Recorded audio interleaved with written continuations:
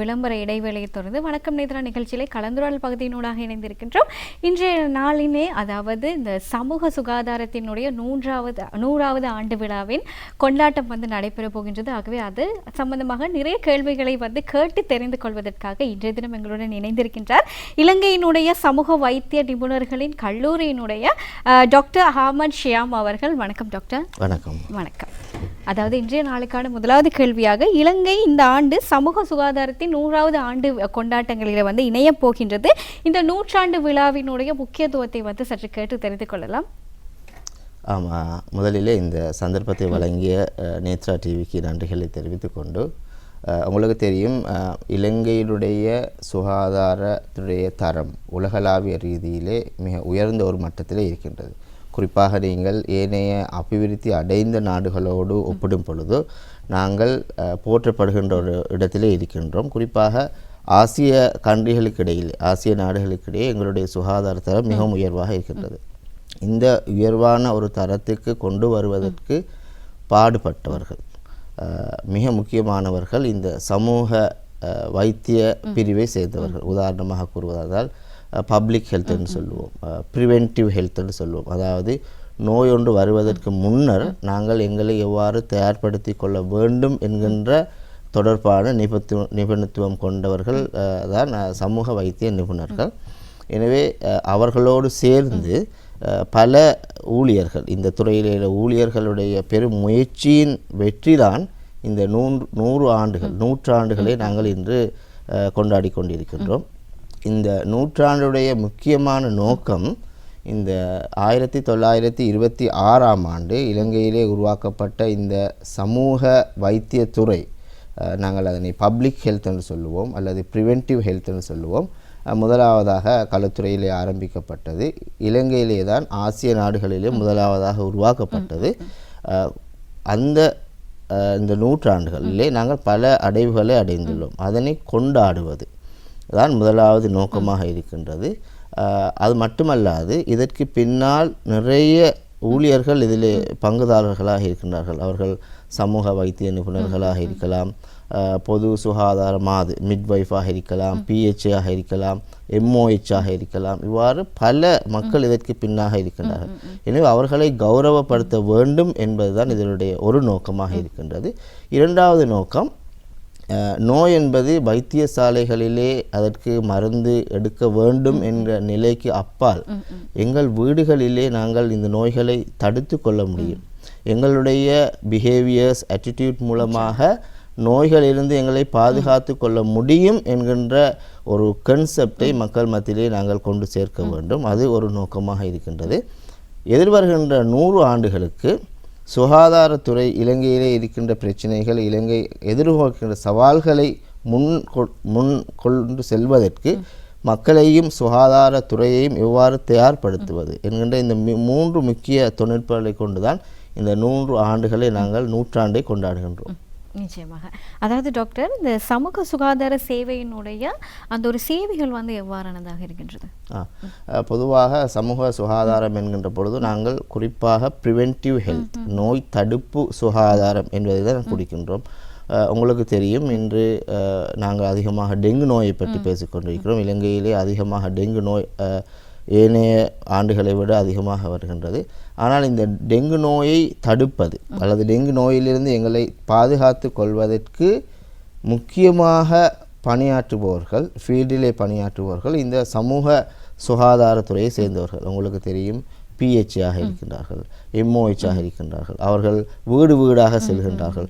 உங்களது சுற்றாடல் எவ்வாறு பாதுகாப்பாக உள்ளதா, நுளம்புகள் பெருகுவதற்கு தகுந்த இடமாக அதனை எவ்வாறு மாற்றிக்கொள்வது, ஒரு பாதுகாப்பாக வைத்து கொள்வது என்பதற்காக வேண்டி அவர்கள் இந்த சேவையை செய்கின்றார்கள். அதுபோன்று தாய் சிசுனுடைய சுகாதாரம், நீங்கள் மிட்வைஃப் பார்த்தீங்கன்னு சொன்னால் மிட்வைஃப் ஒவ்வொரு வீடுகளுக்கும் செல்கின்றார்கள். அவர்கள் இன்று இது 1926ஆம் ஆண்டு இந்த சிஸ்டம் உருவாக்கப்பட்டதிலிருந்து இன்று இந்த மிட்வைஃப், பிஹெச்ஐ, எம்ஓஹெச் என்பவர்கள் உங்கள் குடும்பத்தில் உள்ள ஒரு அங்கத்தவர்களாக மாறியுள்ளார்கள். உங்களுக்கு ஏதாவது சந்தேகம் இருந்தால் கேட்டு தெரியக்கூடிய ஒரு நம்பகமான ஒரு குடும்ப உறுப்பினர்களை போன்று இருக்கின்றார்கள். எனவே அவர்களுடைய இந்த சேவை தான் அதனோடு டிஸ்ட்ரிக்ட் லெவலிலே, மாவட்ட மட்டத்திலே, மாகாண மட்டத்திலே, நேஷனல் லெவலிலே இருக்கின்ற சுகாதார வைத்திய நிபுணர்கள், கம்யூனிட்டி ஃபிசிஷியன்ஸ், அதே போன்று அட்மினிஸ்ட்ரேட்டர்ஸ், இது போன்று உள்ள ஊழியர்கள் எல்லோரும் சேர்ந்து செய்கின்ற இந்த சேவை தான் இந்த சமூக சுகாதாரம், குறிப்பாக ப்ரிவென்டிவ் ஹெல்த் என்று நாங்கள் கூறுகின்றோம். சரி, அதாவது உலகளாவிய முன்னுதாரணமாக பாராட்டப்படும் இலங்கையின் பொது சுகாதார சாதனைகள் என்ன என்ன என்று கூற முடியுமா? ஆம், இந்த 100 ஆண்டிலே நாங்கள் பல அடைவுகளை அடைந்துள்ளோம். நீங்கள் முதலாவதாக பார்த்தீர்களா இருந்தால் கடந்த ஆண்டு உலக சுகாதார ஸ்தாபனம் WHO அறிக்கையின்படி இலங்கையினுடைய சுகாதார நிலை மிகவும் ஒரு உயர்ந்த தரத்திலே உள்ளது. ஆசிய நாடுகளிலே இருக்கின்ற ஏனைய அபிவிருத்தி அடைந்து வரும் நாடுகளோடு ஒப்பிடும் பொழுது எங்களுடைய நிலை மிகவும் உயர்ந்த தரத்திலே உள்ளது. மிகவும் குறைந்த ரிசோர்ஸோடு, மிகவும் குறைந்த வளங்களோடு இந்த நிலையை அடைந்த ஒரு சில நாடுகளில் இலங்கையும் ஒன்றாக இருக்கின்றது. அதிலே குறிப்பாக நாங்கள் கூறுகின்ற பொழுது இந்த பிரெக்னன்ட் மதர்ஸுடைய மெட்டர்னல் மோர்டாலிட்டி என்று சொல்லுவோம், பிரெக்னன்ட் மதர்ஸ் உடைய இறப்பு வீதம் உலகளாவிய ரீதியிலே மிகவும் குறைவாக உள்ளது. உதாரணமாக இது ஒரு 50 ஆண்டுகளுக்கு முதல் பார்த்தமாக இருந்தால் 1,00,000 பிள்ளைகள் பிறக்கும் பொழுது 500 பேர் மாதிரி தாய்கள் இறந்தார்கள். ஆனால் இன்று அது 25ஆக குறைந்துள்ளது. அதே போன்று 5 வயதுக்கு உட்பட்ட சிறுவர்களுடைய மரண வீதம் மிகவும் குறைவாக காணப்படுகின்றது. அதே போன்று நீங்கள் உலகளாவிய ரீதியிலே பார்க்கின்ற இந்த வேக்சினேஷன் ப்ரோக்ராம், இலங்கையிலே குறிப்பாக 95% சிறுவர்களுக்கு இலவசமாக இலங்கை அரசாங்கத்தினால் வேக்சின் வழங்கப்படுகின்றது. அதே போன்று தொற்று நோய்களை நாங்கள் இல்லாமல் செய்துள்ளோம். உதாரணமாக உங்களுக்கு தெரியுமோ தெரியாது, மலேரியா என்ற நோய் இலங்கையிலே இன்று இல்லை. ஆனால் ஒரு 1980ஆம் ஆண்டு காலப்பகுதியிலே அதிகமான மக்கள் மலேரியாவிலே இறந்தார்கள். இன்று மலேரியா இலங்கையிலிருந்து ரெடிகேட் பண்ணப்பட்டுள்ளது, இல்லாமலாக்கப்பட்டுள்ளது. அதே போன்று இந்த ஃபைலேரியாசிஸ், யானைக்கால் நோய், யானைக்காலினுடைய தாக்கம் மிகவும் குறைந்துள்ளது. அதே போன்று அந்த மீசல்ஸ்ன்னு சொல்லுவோம், அது அவ்வாறான இதுகள். அதே போன்று நான் ஆரம்பத்திலே கூறியது போன்று சிறுவர்களுடைய மரண வீதம், அதே போன்று பிரெக்னன்ட் மதர்ஸுடைய மரண வீதம், இவ்வாறான விடயங்கள். அடுத்தது 6 மாதங்களுக்கு கட்டாயமாக வழங்கப்படுகின்ற தாய்ப்பால், இன்று அதனுடைய சதவீதம் இலங்கையில் மிகவும் உச்ச நிலையில் உள்ளது. இவ்வாறு பல சாதனைகளை இலங்கை இந்த சமூக சுகாதாரத்தின் துறை மூலமாக அடைந்துள்ளது. அதாவது நிறைய பேர் நினைத்து கொண்டு இருக்கக்கூடிய ஒரே ஒரு விடயம் இந்த மருத்துவமனை என்றாலே சிகிச்சைக்காக மாத்திரம்தான் அப்படி என்றுட்டு, அதையும் தவிர இந்த சமூக சுகாதாரம், தடுப்பு சுகாதாரம் என்றெல்லாம் இருக்கு. அதை பற்றி சற்று விளக்கமாக. இன்று இலங்கையிலே உலகளாவிய ரீதியிலே மிக முக்கியமாக பயன்படுத்தப்படுகின்ற வார்த்தை தான் இந்த தடுப்பு சுகாதாரம் அல்லது ப்ரிவென்டிவ் ஹெல்த்னு சொல்வார்கள். இந்த ப்ரிவென்டிவ் ஹெல்த் என்பது மிக முக்கியமான ஒரு விடயம். அதாவது நான் உதாரணத்தோடு கூறுகின்றேன். இன்று நாங்கள் பார்க்கின்றோம் இந்த கொலஸ்ட்ரால் அல்லது ப்ரெஷர், ஹார்ட் டிசீஸ் என்பது மிக அதிகமாக காணப்படுகின்றது. எனவே ஒருவர் இளவயதுள்ள ஒருவர் 40-50 வயதுள்ள ஒருவர் கொலஸ்ட்ரால், ப்ரெஷர் என்பதன் மூலமாக பாதிக்கப்பட்டு அதனால் ஏற்படுகின்ற தாக்கம் அவருடைய குடும்பம், அவருடைய சமூகம், நாடு என்று பல வகையிலும் தாக்கப்படுகின்றது. உதாரணமாக ஒரு 50 வயதுள்ள ஒருவர் ஹார்ட் அட்டாக்கினால் இறந்தால் அவருடைய குடும்பம் எவ்வாறு பாதிக்கப்படும்? பொருளாதார ரீதியில் மாத்திரமல்ல, உள ரீதியாக, பௌதிக ரீதியாக, சமூக ரீதியாக பல பிரச்சனைகளுக்கு உருவாகின்றது. எனவே அந்த ஒரு ஹார்ட் டிசீஸ் வருவதை எவ்வாறு நாங்கள் தடுப்பது? இந்த தடுப்பது என்பதை பற்றி இன்று நாங்கள் அதிகமாக பேச தொடங்க வேண்டியுள்ளது, அதிகமாக பேசப்படுகின்றது. நாங்கள் எங்களுடைய பழக்க வழக்கங்களை எவ்வாறு மாற்றிக்கொள்ள வேண்டும், உணவு பழக்க வழக்கங்களை எவ்வாறு மாற்றிக்கொள்ள வேண்டும், உடற்பயிற்சி செய்து கொண்ட விடயங்களை நாங்கள் எவ்வாறு செய்து கொள்ள வேண்டும், அதே போன்று எங்களுடைய தூக்கம், நீர் அருந்துவது, எங்களுடைய ஏனைய பழக்க வழக்கங்கள் மூலமாக இவ்வாறு இந்த நாட்பட்ட நோய் அல்லது தொற்றா நோயிலிருந்து எங்களை நாங்கள் எவ்வாறு பாதுகாத்து கொள்ள வேண்டும் என்கின்ற விடயங்கள் சிறு வயதிலிருந்தே வழங்கப்பட வேண்டும். குறிப்பாக நாங்கள் பாடசாலைகளிலிருந்து இன்று இந்த விடயங்களை நாங்கள் சொல்லிக் கொடுக்கின்றோம். இந்த விடயங்கள் பாடசாலை புத்தகங்களிலே அவர்கள் பாடமாக மாற்றப்பட்டுள்ளது. அதுபோன்று பாடசாலை, பல்கலைக்கழகம், ஏனைய நிறுவனங்களிலும் இது போதிக்கப்படுகின்றது. எனவே சிறுவர்களிலிருந்து நாங்கள் சொல்லுவோம், அந்த 5இல் வளையாதது 50இல் வளையாதுன்னு சொல்லுவோம். சிறு வயதிலிருந்தே இந்த பழக்கங்களை அவர்களுக்கு நாங்கள் கொடுக்க வேண்டும். இதனை நாங்கள் ஹெல்த் ப்ரொமோஷன் கன்செப்ட்னு சொல்லுவோம். அதாவது தனிநபருடைய அவருடைய நடவடிக்கை, ஆக்டிவிட்டீஸ், ஆட்டிடியூட்ஸ், பிஹேவியர்ஸ் அவரால் மாத்திரம் தீர்மானிக்கப்படுவதல்ல. அது அவரால், அவருடைய சூழலினால், அவர் பழகுகின்ற நண்பர்களினால், அவர்கள் குடும்ப நடவடிக்கைகளினால் தீர்மானிக்கப்படுகிறது. எனவே இந்த ப்ரிவென்டிவ் ஹெல்த் என்கிற கன்செப்ட் சிறு வயதிலிருந்து போதிக்கப்பட வேண்டும். குடும்பங்களிலே அது பழக்கமாக வர வேண்டும். சமூகம், சூழல் அதனை ஏற்றுக்கொள்ள வேண்டும். இவ்வாறு நாங்கள் வருகின்ற பொழுது அவர் தன்னை அந்த நோய் தடுப்பதற்குரிய எல்லா வகையிலும் தன்னை தயார்படுத்தி கொண்டு வருவார். அவருடைய உணவு பழக்கங்களுக்கும் சீராகும். அவர் எக்ஸசைஸ் போன்ற விடயங்களை செய்யக்கூடியவராக இருப்பார். அதே போன்று அவருடைய தூக்கம் ஒழுங்காக வரும். இவ்வாறு வருகின்ற பொழுது ஒரு 40-50 வயதிலே ஏற்படுகின்ற இந்த தொற்றா நோய் அவருக்கு ஒருவேளை அவருடைய வாழ்நாள் பூராக இல்லாமல் ஒழிக்கப்படும், அல்லது அவர் வருகின்ற வயது மிகவும் பிற்போடப்படும். எனவே அவருடைய அந்த தாக்கம், தனிப்பட்ட முறையிலே அவருக்கு ஏற்படுகின்ற தாக்கம், அவரது குடும்பத்தில் ஏற்படுகின்ற பிரச்சனைகள், அல்லது சமூக ரீதியாக இன்று நாடளாவிய ரீதியில் பார்க்கின்ற பொழுது இந்த ஹெல்த்துக்கு வழங்கப்படுகின்ற எக்கனாமிக்கல் காஸ்ட் அதிகமாக வழங்கப்படுவது இந்த நாட்பட்ட நோய்களுக்கு. இலங்கையிலே இருக்கின்ற வைத்தியசாலைக்கு வருகின்ற நோயாளிகளிலே 80% இந்த நாட்பட்ட நோயினால் தாக்கப்பட்டவர்கள்.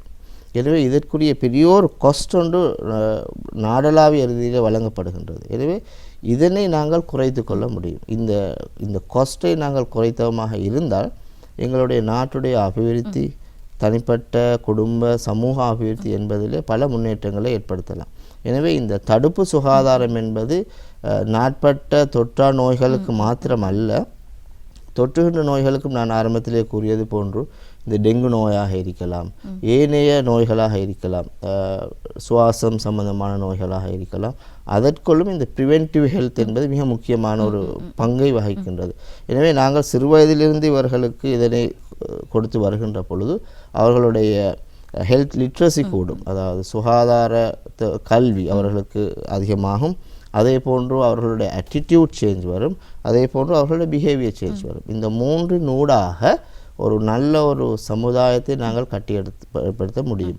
எனவே வைத்தியசாலைகளில் மாத்திரமல்ல, வீடுகளிலிருந்தும் நீங்கள் உங்கள் நோய்களை நீங்கள் தடுத்து கொள்ள முடியும் என்கின்ற அந்த சிந்தனை மக்கள் மத்தியிலே போய் சேர வேண்டி இருக்கின்றது. நிச்சயமாக. அதாவது இலங்கையினுடைய சமூக சுகாதார இந்த முறையிலே பிற நாடுகள் என்ன விடயங்கள் எல்லாம் கற்றுக்கொள்ள வேண்டும்? மிக முக்கியமான அமைப்பு தான் இந்த MOH சிஸ்டம். நான் ஆரம்பத்திலே கூறினேன், பல நாடுகளிலிருந்து இன்று இலங்கைக்கு வருகின்றார்கள் எங்களுடைய ஹெல்த் சிஸ்டமை படித்து கொண்டு செல்வதற்கு. இந்தியாவிலிருந்து வருகின்றார்கள், அதே போன்று ஆசிய நாடுகள், ஐரோப்பிய நாடுகளிலிருந்து இன்று நிறைய கல்லூரி மாணவர்கள் வருகின்றார்கள் இதனை படித்து சொல்வதற்கு. எனவே இந்த 1926ஆம் ஆண்டு கல்வித்துறையிலே ஆரம்பிக்கப்பட்ட இந்த MOH சிஸ்டம் இலங்கை வரலாற்றிலே பெரியோர் மாற்றத்தை ஏற்படுத்தியது. அதாவது நோயை குணப்படுத்த வேண்டும், வைத்தியசாலைக்கு சென்று குணப்படுத்த வேண்டும் என்கின்ற மனோநிலையிலிருந்து நோய்களை நாங்கள் தடுத்து கொள்ள முடியும், நோய்கள் எங்களுக்கு ஏற்படுகின்ற விடயத்திலிருந்து நாங்கள் தடுத்து கொள்ள முடியும் என்கின்ற மனப்பான்கை மக்கள் மத்தியில் கொண்டு சென்ற அந்த வரலாற்று ரீதியான அந்த மாற்றம் இன்று உலகளாவிய ரீதியிலே எங்களை ஒரு முக்கிய இடத்துக்கு கொண்டு சென்றுள்ளது. எனவே பல நாடுகளிலிருந்து வருகின்றார்கள். குறிப்பாக இந்த ப்ரிவென்டிவ் ஹெல்த் ஸ்ட்ரக்சரை படிக்கின்றார்கள். எவ்வாறு MOH ஸ்ட்ரக்சர் காணப்படுகின்றது. MOHலே வைத்திய MOH ஆஃபீஸர் ஒரு ஆள் இருக்கின்றார், அதிலே PHA இருக்கின்றார்கள், PHM இருக்கின்றார்கள், ஏனைய உறுப்பினர்கள் நிறைய பேர் இருக்கின்றார்கள், அட்மினிஸ்ட்ரேட்டிவ் ஆஃபீஸர்ஸ், டெங்கு நோயை தடுக்கின்றவர்கள், வைத்தியர்கள். அவ்வாறு ஃபீல்ட் லெவலிலே காணப்படுகின்ற இந்த சிஸ்டம் டிஸ்ட்ரிக்ட் லெவலுக்கு வருகின்ற பொழுது RDHS ஆஃபீஸிலே அதற்குரிய ப்ரிவென்டிவ் ஹெல்த் ஆஃபீஸர்ஸ் இருக்கின்றார்கள். அங்கே ரீஜனல் எபிடிமியாலஜிஸ்ட் இருக்கிறார், ஹெல்த் ப்ரமோஷன் ஆஃபீஸர்ஸ் இருக்கின்றார், அதே போன்று PHIலே சிரேஷ்ட PHI இருக்கின்றார், PHMலே மிட்வைஃபிலே சிரேஷ்ட. அவ்வாறு டிஸ்ட்ரிக்ட் லெவலிலே அது மாற்றப்படுகின்றது. அதே போன்று ப்ரொவின்ஷியல் லெவலுக்கு வருகின்றது, நேஷனல் லெவலுக்கு வருகின்றது. அவ்வாறு அதாவது தேசிய ரீதியிலிருந்து மக்களுடைய வீடுகளுக்கு சென்று அடைகின்ற வரையிலான அந்த கட்டமைப்பு என்பது மிகவும் சிறப்பான ஒரு கட்டமைப்பு. இன்று பல நாடுகளிலிருந்து வந்து அதனை படித்து கொண்டு செல்கின்றார்கள். நாங்களும் பல WHO போன்ற பெரிய நிறுவனங்களும் நிறைய அவர்களுடைய ரெப்ரசன்டேட்டிவ் அனுப்புகின்றால் இதனை படித்து கொள்வதற்கு. இது இந்த MOH என்பது வெறுமனே ஒரு தொற்று நோய் சம்பந்தமான ஒரு ப்ரிவென்டிவ் என்பதை விட இன்று ஒரு மக்களுக்கு சேவை செய்கின்ற பல வகையிலும் சேவை செய்கின்ற அவர்களுடைய ஒரு தவிர்க்க முடியாத ஒரு அமைப்பாக இலங்கையிலே மாறியுள்ளது. நான் ஆரம்பத்திலே கூறினேன் மிட்வைஃபுடைய முக்கியத்துவம். அவர் வீடு வீடாக சென்று பிரெக்னன்ட் மதர்ஸை பார்ப்பது, வீட்டில் உள்ள வயோதிபர்களை பார்ப்பது, சிறுவர்களை பார்ப்பது, அவர்களுடைய நிறையை மாதம் அறிந்து கொள்வது. உங்களுக்கு தெரிஞ்சிருக்கும் சில பெற்றோர்கள் மறந்து விடுகின்ற சந்தர்ப்பங்கள் இருக்கின்றன. தன்னுடைய பிள்ளையுடைய வெயிட்டை பார்க்க அவ்வாறு இருந்தாலும் மிட்வை வீடுகளுக்கு சென்று அதனை ஞாபகப்படுத்தி நீங்கள் கிளினிக்கை கூட்டி வாருங்கள் என்று சொல்லி அந்த வேலைகள் செய்கின்றார்கள். இந்த சிஸ்டம் நிறைய நாடுகளிலே இல்லை. ஏன்னா இவ்வாறான இந்த சிஸ்டத்தினூடாக நாங்கள் அடைந்த இந்த விடயங்களை இன்று வேறு நாடுகளில் உள்ளவர்கள் வந்து படித்து விட்டு செல்கின்றார்கள். அதாவது டாக்டர், இந்த ஒரு விடயத்தை வந்து நிறைய பேர் கடந்து நிறைய விடயங்களை வந்து பார்த்து விட்டோம் என்று தான் சொல்ல வேண்டும். இந்த சுனாமி கோவிட் என்ற ஒரு விடயம் வந்து எங்களுடைய இலங்கை முழுவதுமே ஆக்கிரமித்து கொண்டு இருக்கின்ற பொழுது இந்த சுகாதார அமைப்பு, சமூக சுகாதார அமைப்பினுடைய வந்து எவ்வாறாக செயல்பட்டது என்றது. இலங்கையினுடைய பொது சுகாதார அல்லது சமூக சுகாதாரத்துறையினே மிக முக்கியமான ஒரு அடைவு தான் இந்த கோவிட் நேரத்திலே நாங்கள் அடைந்த அடைவுகள். அதே போன்று சுனாமி போன்ற டிசாஸ்டர் சிச்சுவேஷனிலே சுகாதார விடயத்திலே நாங்கள் எவ்வாறான மக்களை பாதுகாத்தோம் என்பது எங்களுக்கு தெரியும். அந்த MOH சிஸ்டத்திலே ஒரு டிசாஸ்டர் மேனேஜ்மெண்ட் யூனிட் என்று உள்ளது. அதற்குரிய அதிலே இருக்கின்ற மக்கள் இருக்கின்றார்கள். அனுபவமான வைத்தியர்கள், ஏனைய உறுப்பினர்கள் இருக்கின்றார்கள். எனவே அவர்கள் இந்த சுனாமி போன்ற நேரங்களில் நீங்கள் அண்மையில் ஏற்பட்ட திக்வா புயலின் போதும் இதனை நீங்கள் அவதானித்திருக்கலாம். மக்களை எவ்வாறு ஒரு பாதுகாப்பான ஒரு சூழலில் வைத்துக்கொள்வது, அவர்களுடைய சுகாதார விடயங்களை எவ்வாறு பாதுகாத்து கொள்வது, அவர்களுக்கு சுத்தமான நீர் வழங்குவது, அவர்களுடைய இந்த கழிவகற்றல் விடயங்களிலே மிகவும் கவனமாக இருப்பது, அவர்களுக்கு வழங்குகின்ற உணவுகள் எவ்வளவு சுத்தமானதாக சுகாதாரமானதாக இருக்க வேண்டும் என்கின்ற விடயங்கள். குறிப்பாக இவ்வாறான அந்த டெம்பரரி கேம்பிலே பிரெக்னன்ட் மதர்ஸ் இருந்தால் அவர்களை எவ்வாறு கையாளுவது, நோயாளர்கள் இருந்தால் அவர்கள் எவ்வாறு கையாளுவது போன்ற ஒரு சிஸ்டம் இலங்கையிலே காணப்படுகின்றது. எனவே சுனாமி மற்றும் திக்வா போன்ற பாரிய அழிவுகள் ஏற்படுகின்ற பொழுதும் மக்களுடைய சுகாதாரம் தரம் பாதுகாக்கப்படுகின்றது. அதே போன்று COVID-19 உங்களுக்கு தெரியும். உலக சுகாதார ஸ்தாபனம் WHO இலங்கையிலே இந்த COVID-19 எவ்வளவு மிகவும் குறுகிய காலத்திலே கட்டுப்படுத்தப்பட்டது என்பதற்கான பாராட்டு விழாக்கள் எல்லாம் நடத்தினார்கள். அதற்கு மிக முக்கிய காரணம் எங்கள் MOH சிஸ்டம். இந்த சமூக வைத்திய நிபுணர்களை மையமாக கொண்ட MOH சிஸ்டம். இந்த சிஸ்டத்தின் மூலமாக ஒரு COVID-19 நோயாளி அடையாளப்படுத்தப்பட்டால் அவரை எவ்வாறு நாங்கள் தனிமைப்படுத்த வேண்டும், அவர்களை எவ்வாறு வைத்தியசாலையில் வைத்திருக்க வேண்டும், அவற்றிலிருந்து மற்ற மக்களுக்கு இது தொற்றாமல் இருப்பதற்கு எவ்வாறு நடவடிக்கை எடுக்க வேண்டும் என்று ரிசர்ச் பேஸ்ட் எவ்வாறான திட்டங்கள் என்பவற்றை நாங்கள் ஒழுங்கான முறையிலே நடைமுறைப்படுத்தியதன் விளைவாக நாங்கள் அதிலிருந்து நாட்டையும் மக்களையும் பாதுகாக்க கிடைத்தது எங்களுக்கு. அடுத்த நூற்றாண்டுகள் வந்து நாங்கள் முன் செல்கின்ற பொழுது இலங்கை வந்து எவ்வாறான ஒரு பிரச்சனைகளையோ அல்லது எல்லா விடயங்களையும் வந்து எதிர்கொள்ள போகின்றது? இது மிக முக்கியமான ஒரு விடயம். எங்களுடைய இந்த நூற்றாண்டு விழா கொண்டாட்டத்திலும் நாங்கள் இதனை முக்கியமான ஒரு விடயமாக நாங்கள் எடுத்துள்ளோம். அதாவது எதிர்வருகின்ற 100 ஆண்டுகளிலே நாங்கள் எவ்வாறான சவால்களுக்கு முகம் கொடுக்க வேண்டும் என்கின்ற விடயம்.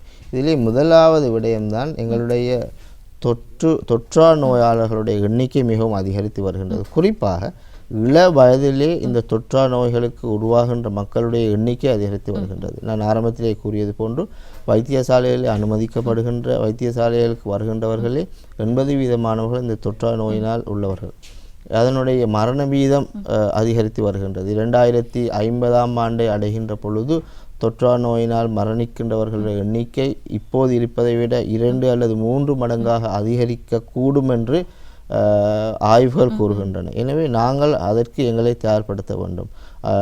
தனிப்பட்ட ஒருவருடைய சுகாதாரமாக இருக்கலாம், அல்லது குடும்ப சுகாதாரமாக இருக்கலாம், சமூக சுகாதாரமாக இருக்கலாம். இதனை எவ்வாறு இந்த ப்ரிவென்டிவ் ஹெல்த் மூலமாக நாங்கள் இந்த சவாலை முகம் கொடுப்பது, இதை எவ்வாறு குறைத்துக்கொள்வது, இதனால் ஏற்படுகின்ற நோய்களுடைய தீவிரத்தன்மையை குறைத்துக்கொள்வது, மரணங்களை குறைத்துக்கொள்வது என்கின்ற விடயங்களை நாங்கள் ஆராய்ந்து வருகின்றோம். அதற்குரிய நடவடிக்கைகள் ஆல்ரெடி எங்களுடைய சிஸ்டத்திலே எடுக்கப்பட்டுள்ளது. உதாரணமாக நாங்கள் கூறுகின்றோம், அண்மையிலே பாடசாலைகளிலே கேன்டீன் பாலிசி, எவ்வாறு சிற்றுண்டி சாலைகள் இருக்க வேண்டும் என்ற பாலிசி சுகாதார அமைச்சினால் வெளியிடப்பட்டது. அது மிக முக்கியமாக சிறுவர்கள் மத்தியிலே இந்த உணவு பழக்க வழக்கங்கள் எவ்வாறு ஒழுங்கான முறையிலே இருக்க வேண்டும் என்பதை போதிப்பதற்காக வேண்டி நாங்கள் அதனை செய்தோம். எனவே பாடசாலை மட்டத்திலே நாங்கள் பிள்ளைகளை ஒழுங்கான முறையிலே ஒழுங்கான உணவு பழக்க வழக்கங்களை நடைமுறைப்படுத்துகின்ற பொழுது எதிர்காலத்திலே அவர்களுக்கு இந்த தொற்றா நோயினுடைய தன்மைகள் குறைவதற்கான சந்தர்ப்பங்கள் இருக்கின்றன. எனவே அவ்வாறு இந்த தொற்றா நோய்கள் பெரியோர் சவாலாக இருக்கின்றது. இரண்டாவது, வயோதிபர்களுடைய எண்ணிக்கை அதிகரித்து வருகின்றது. 2050ஆம் ஆண்டு ஆகும் பொழுது சுமார் 35% 25 தொடக்கம் 35% வயோதிபர்களாக இருப்பார்கள். எனவே வயோதிபர்களுடைய சுகாதார நாங்கள் பார்க்க வேண்டியுள்ளது. இலங்கை சுகாதார அமைச்சு வயோதிபர்களுக்கான விசேட வைத்திய நிபுணர்களை அறிமுகப்படுத்தி வருகின்றது. அதே போன்று எம்ஓஹெச் சிஸ்டத்திலே வயோதிபர்களுக்கான சேவைகளை எவ்வாறு வழங்க வேண்டும் என்கின்ற விடயத்திலே அவர்களுக்குரிய சேவைகள் வழங்குவதற்கான சந்தர்ப்பங்களை ஏற்படுத்தி வருகின்றோம். அதே போன்று அவர்களுடைய நல்வாழ்வு தொடர்பான விடயங்களை நாங்கள் எம்ஓஹெச்சினூடாக அறிமுகப்படுத்தி வருகின்றோம்.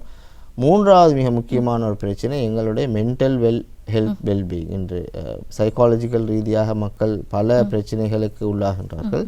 அது தொடர்பான சவால்கள் இருக்கின்றன. அதே போன்று தொற்று நோய்கள், சிறுவர்களுடைய பிரச்சனைகள் சம்பந்தமான நிறைய சவால்கள் இருக்கின்றன.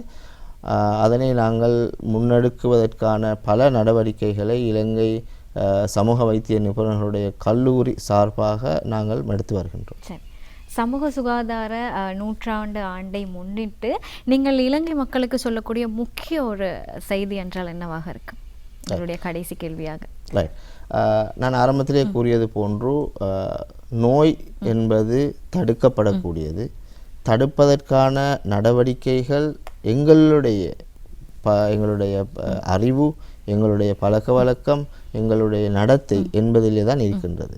எனவே இந்த 3 விடயங்களை மிக முக்கியமானதாக நாங்கள் எடுத்தோமாக இருந்தால் நிச்சயமாக நாங்கள் எதிர்காலத்திலே ஒரு நோயற்ற சமுதாயத்தை உருவாக்க முடியும். குறிப்பாக எங்களுடைய சிறு பிள்ளைகள், இளையவர்கள் இன்று அவர்களுக்கு நாங்கள் வழிகாட்ட வேண்டியுள்ளது. சுகாதாரம் தான் அவர்களுடைய ஒரு ப்ரையாரிட்டியாக கொண்டு போக வேண்டியிருக்கிறது. எனவே இவர்களுக்கு நாங்கள் வழிகாட்ட வேண்டியுள்ளது. அந்த வழிகாட்டலை தான் நாங்கள் இலங்கை சமூக வைத்தியர்களுடைய கல்லூரி நாளை BMICHலே சில விடயங்களை நாங்கள் செய்ய இருக்கின்றோம். கௌரவ ஜனாதிபதி அவர்கள் வருகை தர இருக்கின்றார்கள். நாங்கள் இந்த கடந்த 100 ஆண்டுகளிலே நாங்கள் அடைந்த அடைவுகள் சம்பந்தமான ஒரு அறிக்கையை வெளியிட இருக்கின்றோம். இந்த சமூக சுகாதாரத்திலே பங்குதாரர்களாக உள்ள ஏனைய ஊழியர்களை கௌரவப்படுத்த நாங்கள் இருக்கின்றோம். அதே போன்று ஒரு நெக்ஸ்ட் 100 இயர்ஸுக்கான ஒரு வெள்ளை அறிக்கை, ஒயிட் பேப்பரை நாங்கள் வெளியிட இருக்கின்றோம். இவ்வாறான விடயங்கள் ஊடாக நீங்கள் கூறியது போன்று எதிர்காலத்திலே நோயற்ற ஒரு சமுதாயத்தை இலங்கையிலே உருவாக்குவதற்கான பல முயற்சிகளிலே நாங்கள் செய்து வருகின்றோம். நன்றி டாக்டர். அதாவது சமூக சுகாதார 100வது ஆண்டினுடைய நிறைய கேள்விகளை நாங்கள் இன்றைய தினம் கேட்டிருந்தோம். நன்றி டாக்டர், எங்களுடன் இணைந்து கொண்டதற்கு. மீண்டும் ஒரு திங்கட்கிழமை வணக்கம் நேத்ரா நிகழ்ச்சியில் நான் உங்களை சந்திக்கின்றேன். நிகழ்ச்சியில் அடுத்ததாக ஒரு விளம்பர இடைவேளை வர காத்திருக்கின்றது. மீண்டும் 2வது கலந்துரையாடல் பகுதியோடு இணைந்து கொள்ளுங்கள். நன்றி.